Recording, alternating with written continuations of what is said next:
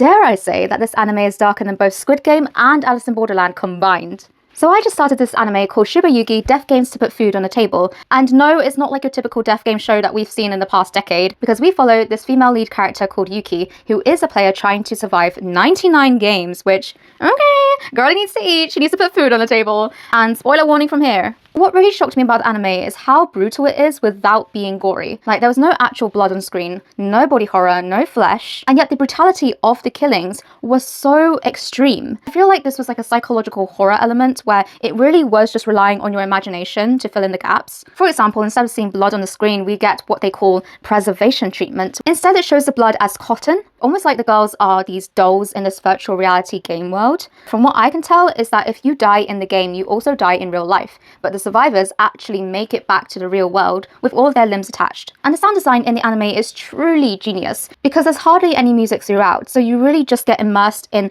the silence and emptiness of each room, and all you tend to hear are the contents of each room, whether that's from the water dripping, the heels clacking on the floor. But I really do feel like the creators utilized sound design in this anime because you couldn't see the gore actually happening, but man oh man did they make sure you could hear it. Like, I will never get rid of Aoi's blood-curdling screams as she was getting sawed and shredded to bits. Her screams honestly truly haunt me, and props to the voice actress for her. This anime really psychologically messes with you because it really just leaves everything to your imagination. And to me, leaving your imagination to fill in the gaps of a darker content is actually a lot more psychologically darker than actually seeing the gore, in my opinion. And when they do use music, it's very purposeful and is there to create a strong impact. For example, when they use the Whatever Will Be Que Sera Sera song at the end, where it contrasts a cheerful song with a very dark and twisted scene, and it's just overall very chilling.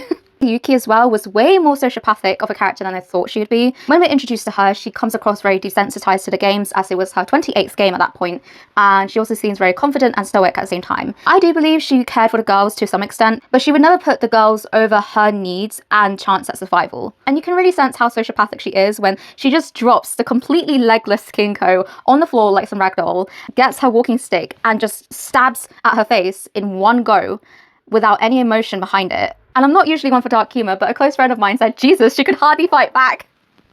And I hate that I laughed at that, but it's so true because Kinko really had no leverage to fight back. When you chop off two legs, that's kind of what happens. What can you do with two arms, right? So if you've made it this far, I would love to know what your current theories of the anime are. So I've not read the manga, but I currently theorize that Yuki's intentions with surviving 99 games is so that she can earn enough money to live a better life, because as we see in the end of the episode, she's living in this shabby, empty looking cheap apartment, so not a very glamorous life. So yeah, I would love to know what everyone else's theories are.